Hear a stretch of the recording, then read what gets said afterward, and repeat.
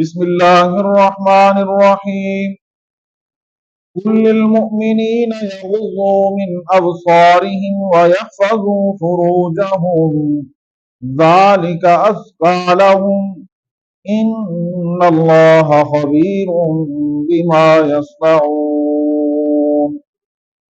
سورۃ النور۔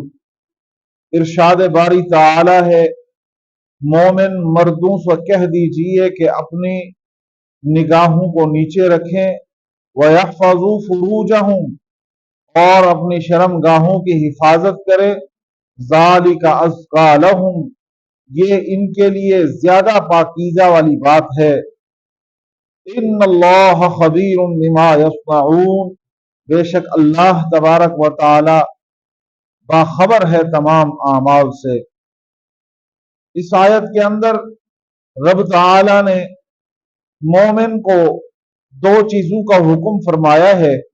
سب سے پہلے کہ اپنی نظر کی حفاظت رکھو، اپنے آپ کو اپنے نظر پر کنٹرول رکھو کہ یہ جو تمہاری نظر ہے، یہ آنکھیں ہیں، یہ کہیں غیر محرم عورت کی طرف نہ اٹھ جائیں یا غیر لوگوں کی طرف نہ اٹھ جائیں۔ یہی نظر کی جب تم حفاظت کرو گے تو تمہارا دل بھی پاکیزہ ہوتا چلا جائے گا، تمہارا دماغ بھی پاکیزہ ہوتا چلا جائے گا۔ دوسرے نمبر پہ فرمایا کہ اپنی شرم گاہوں کی حفاظت فرماؤ کہ حرام چیز کے بالکل قریب نہ جاؤ، ایسا فعل ایسا کام نہ کرو کہ جس سے تم اپنی شرم گاہ کی حفاظت سے محروم ہو جاؤ۔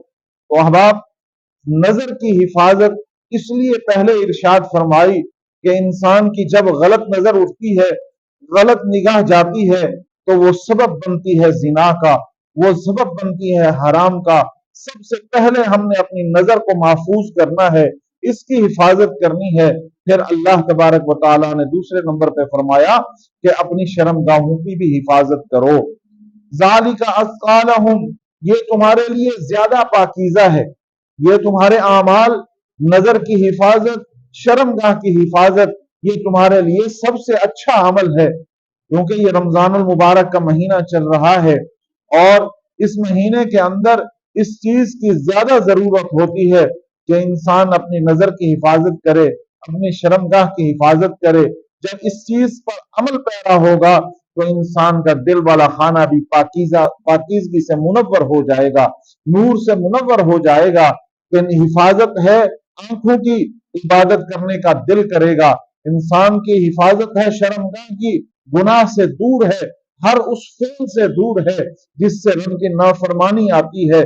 تو جب یہ عمل کرے گا تو اللہ تبارک و تعالی سبحان اللہ اس کو پھر عبادت کے اندر بھی سکون دیں گے۔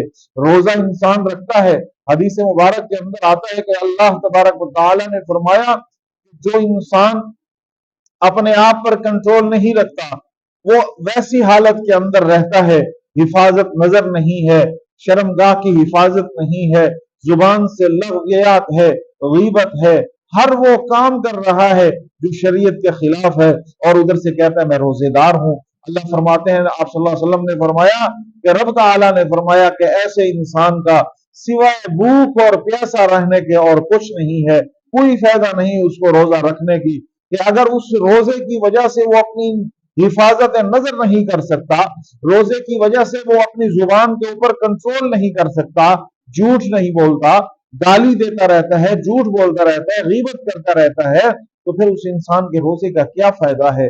تو یہ وہ عمل ہے جو ہمیں روزے کے اندر معطر کرتے ہیں، روزے کے اندر ہمیں افضلیت عطا فرماتے ہیں کہ ان سب چیزوں پر عمل کر کے ہم اللہ کے ہاں سرخرو ہوں۔ اسی لیے اللہ نے فرمایا کہ میں تمہارے سارے اعمال سے باخبر ہوں، میں تمہاری نیت کو جانتا ہوں کہ تمہاری نظر کس سوچ سے اٹھ رہی ہے، تمہاری نیت کیا ہے، تمہاری زبان کس چیز سے چل رہی ہے۔ اللہ فرماتا ہے ان اللہ خبیر بما یصنعون اللہ تو ہمارے تمام اعمال سے باخبر ہے، وہ خوب جانتا ہے۔ تو اس لیے ہمیں اپنے عمل کے اندر، اپنی ہر اس فعل کے اندر جو اللہ ہمیں حکم دے رہا ہے کہ اس کی حفاظت کریں، ہم اس عمل کے اندر اس کے اوپر عمل پیرا ہو کر ہم خود بھی معطر بنیں اور اپنے اعمال کو بھی معطر کریں اور کامیاب ہوں۔